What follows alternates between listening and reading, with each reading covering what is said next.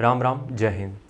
Delhi police constable भर्ती आ चुकी है, नोटिफिकेशन आ चुका है, तुम लोगों ने देखा होगा। और आज हम बहुत ज़्यादा इसके बारे में बात नहीं करेंगे क्योंकि कोई मतलब नहीं बनता है। हम सिर्फ कुछ एक छोटी छोटी चीज़ें तुम लोगों को बताते हैं, तुम्हारे बहुत काम में आ जाएंगी। अगर दिल्ली पुलिस कांस्टेबल की जो भर्ती आई है इस बार में, एक बार में तुम्हें क्लियर करनी है, ये एग्ज़ाम क्रैक करके एक वैकेंसी लेनी है वर्दी की, तो हम तुम्हें कुछ छोटी छोटी चीज़ें बता रहे हैं, इसके ऊपर बस फोकस कर लो। इसके अलावा तुम्हें ज़्यादा माथापच्ची करने की कहीं ज़रूरत नहीं पड़ेगी, ये मेरा वादा है। देखो, सबसे पहली चीज़ क्या याद रखनी है, 5 पॉइंट में बस ख़त्म करेंगे। सबसे पहली पॉइंट याद रखनी है कि हमारी मेजॉरिटी कहाँ पे है। कहने का मतलब ये है कि हमें जो मैक्सिमम नंबर है वो कहाँ से मिलने वाले हैं। मैक्सिमम नंबर कहाँ से मिलने वाले हैं? जीएस से। जीके, जीएस, जीए जो भी कह सकते हो तुम उसको, जनरल स्टडीज से, सामान्य ज्ञान से हमारे 50 क्वेश्चन आने वाले हैं।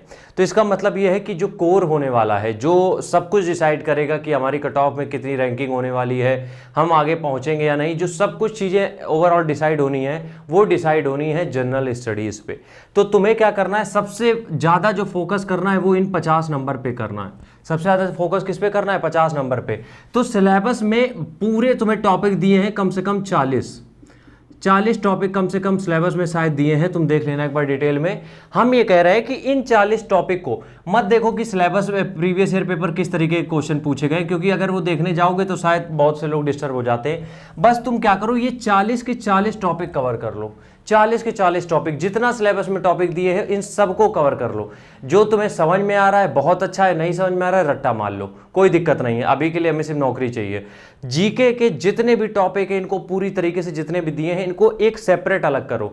मेरे कहने का मतलब यह है कि अगर ऐसा नहीं है कि इसमें अगर 5 टॉपिक ये दिए हैं तो तुम लूसेंट पूरी पढ़ डालोगे, उसी के बीच में आ जाएगा, नहीं। वो टॉपिक तुम लिखो अपने सिलेबस में, वो टॉपिक लिखो क्या क्या चीजें पूछी जा रही हैं, और हर टॉपिक को खत्म करके टिक मारते चलो। हर टॉपिक को अलग अलग खत्म करो, पहली बात। दूसरी चीज, ज्यादा फोकस स्ट्रेटजी पे बिल्कुल भी मत करो। जो आजकल YouTube पे चल रही ना स्ट्रेटजी गेम, कि दिल्ली पुलिस के लिए इतना पढ़ लिया तो सिलेक्शन हो जाएगा, ये कर लिया तो वो हो जाएगा, नहीं।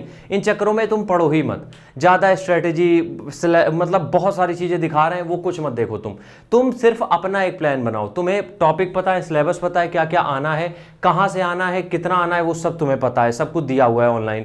बस तुम्हें उसके ऊपर काम करना है। उसके ऊपर काम कैसे करोगे? उसके ऊपर काम सिर्फ इतना करना है कि जितने भी टॉपिक आने हैं 60-70 अगर सारे मिला के हैं, पहले तो तुम वो 60-70 टॉपिक अलग अलग कवर करो। अलग अलग, ये ध्यान रखना, अलग अलग कवर करने हैं। अब इसका ये मतलब नहीं कि तुम्हें 5 टॉपिक कहीं से दिख गए तो तुम्हें किताब पूरी खत्म कर दी है, नहीं। अगर जो भी तुम्हें जैसे कंप्यूटर के एग्जैक्ट टॉपिक उसमें दिए हुए हैं, तो जो जो कंप्यूटर के टॉपिक है सेम वही वही हिट करो, वही वही टॉपिक पढ़ो। इसका मतलब ये नहीं है कि कंप्यूटर की तुम्हें किताब लाए पूरी चाट गए, नहीं। जो टॉपिक सिलेबस में दिए गए हैं उसको खत्म करो, दैट्स इट। इसके अलावा तुम्हें स्ट्रेटेजी की जरूरत नहीं पड़ेगी। तीसरा, बुक्स। देखो, तुम्हें भी पता है कि तुम कितना भी ऑनलाइन कोर्स ले लो, तुम्हें बुक्स की जरूरत पड़ेगी, तुम्हें किताबों की जरूरत पड़ेगी। अब किताबों के ऊपर भी तुमने देखा होगा बहुत सारे वीडियोस है, लेकिन किताबें तुम अपने अकॉर्डिंग खरीदो। तुम्हें कौन सी जरूरी है वो खरीदो। इसके लिए हम तुमसे बस इतना ही एडवाइस देंगे कि तुम किताबों को 3 सेक्शन में बांट दो। सबसे होता है बेसिक्स। अगर तुम्हें लगता है कि तुम्हें अभी कुछ चीज़ों की बेसिक की नॉलेज नहीं, वैसे अब टाइम निकल गया है बेसिक के लिए, तो तुम वो किताबें ले सकते हो। दूसरा आता है जो थ्योरेटिकल किताबें पूरी होती, पूरा टॉपिक कवर होता है। और तीसरा आता है प्रीवियस ईयर पेपर या फिर प्रैक्टिस सेट। तो हम यहाँ पे तुम्हें एक चीज़ समझाएंगे कि जब भी तुम किताबें परचेज करने जा रहे हो, ठीक है, तो जो चीज़ें तुम्हारे पास ऑलरेडी अवेलेबल है उनकी किताबें जमा मत करो। जैसे कि रीजनिंग में तुम्हें पता है कि तुम्हें सिर्फ सबसे ज़्यादा तुम्हें क्या करना पड़ेगा? कैलकुलेशन करनी पड़ेगी। ज़्यादा से ज़्यादा तुम्हें सवाल हल करने पड़ेंगे, तभी तुम्हारा सिलेक्शन हो सकता है। रीजनिंग में ये चीज तुम्हें पता है। अब जब रीजनिंग में तुम्हें ये चीज पता है तो उसकी सिलेबस की तुम किताब खरीदने मत जाओ, तुम उसकी प्रैक्टिस बुक ले लो, ठीक है। मैथ्स में आते हैं, अगर मैथ्स में मान लो तुमने किसी टीचर का कोर्स परचेज कर लिया है, ठीक है, अब वो टीचर तुम्हें सीट भी दे रहा है, पीडीएफ भी दे रहा है, तो जब वो टीचर इतनी मदद कर रहा है तुम्हारी, तो तुम्हें फिर और कुछ करने की जरूरत नहीं है। टीचर अगर तुम्हारी इतनी हेल्प कर रहा है तो तुम्हें एक्स्ट्रा कुछ करने की जरूरत नहीं है। तुम्हें सिर्फ करना इतना सा है कि तुम्हें वो जो चीज़ें बताई गई हैं, वो जो समझाई गई हैं चीज़ें, मतलब सर तुम्हारे गुरु जी जो भी हैं समझा रहे हैं, उसकी प्रैक्टिस करनी है। उसके लिए तुम प्रैक्टिस बुक ले लो। तो रीजनिंग और मैथ की बुक्स गायब हो गई। अब आते हैं हम अगले, जीएस की बात करें। जनरल स्टडीज़ में 3 किताबें तो लेनी पड़ेगी, वो हमने पहले भी कहा था। 3 किताबें कौन सी जनरल स्टडी की? दिख रहा है यहाँ से, जनरल यहाँ लिख देते हैं। सबसे पहली तो है करंट अफेयर्स की, दूसरी है कंप्लीट जनरल स्टडी जो आती है, और तीसरी है स्टैटिक। ये 3 किताबें तुम्हें लेनी ही पड़ेंगी, जिसमें कि करंट अफेयर्स की 2 किताबें। तो बस जीएस का ये हो गया कितनी 3 किताबें। अब इसमें तुम स्टैटिक का पोर्शन देख लो जाके, किसमें तुम्हें ज़्यादा समझ में आ रहा है। जीएस जाहिर सी बात है तुम्हें लूसेंट ही लेनी है, और सीए करंट अफेयर्स की 2 किताबें कोई भी उठा लाओगे जाके।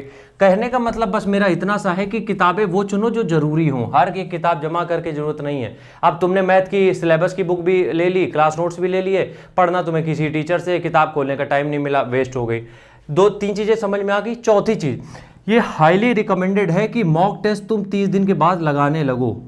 ये बहुत रिकमेंडेड है। 200 या 250 रुपए का मिल जाते हैं मॉक टेस्ट, 250 रुपए के अंदर मॉक टेस्ट मिल जाते हैं। तो मॉक टेस्ट लगाना शुरू कर दो, तुम मॉक टेस्ट लगाना शुरू कर दो। और मॉक टेस्ट इस तरीके से लगाओ तुम कि जिस तरीके से मतलब 30 दिन में, मान लो 30-35 दिन में, जितने दिन का भी तुम्हारा प्लान है सिलेबस का, जैसे ही खत्म होता है उसके बाद 2-2, 3-3 मॉक टेस्ट हफ्ते में, और फिर जैसे जैसे एग्जाम नजदीक आए उसकी स्पीड बढ़ाते रहो। मतलब कि मॉक टेस्ट के नंबर्स बढ़ाते रहो। आज 1 लगाया है, कल 2 लगाओगे, 3-3, 4-4 मॉक टेस्ट जितना हो सके रगड़ डालो, जिससे कि तुम्हें अपनी कमजोरी दिख जाएगी। क्योंकि अगर तुम्हें किसी एक सेक्शन में दिक्कत हो रही है तो लगातार उसमें दिक्कत होती रहेगी आगे आने वाले टॉपिक में भी, या फिर उसमें। ठीक है, तो ये बात हो गई चौथी।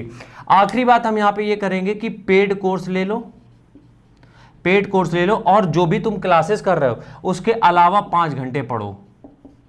अगर क्लास कोई नहीं ले रहे हो तो 10 घंटे से ऊपर ही समय दो, 10 घंटे से नीचे अब समय मत दो। पेड कोर्स किसी का भी ले सकते हो, तुम किसका लेना चाहोगे तुम ले लो।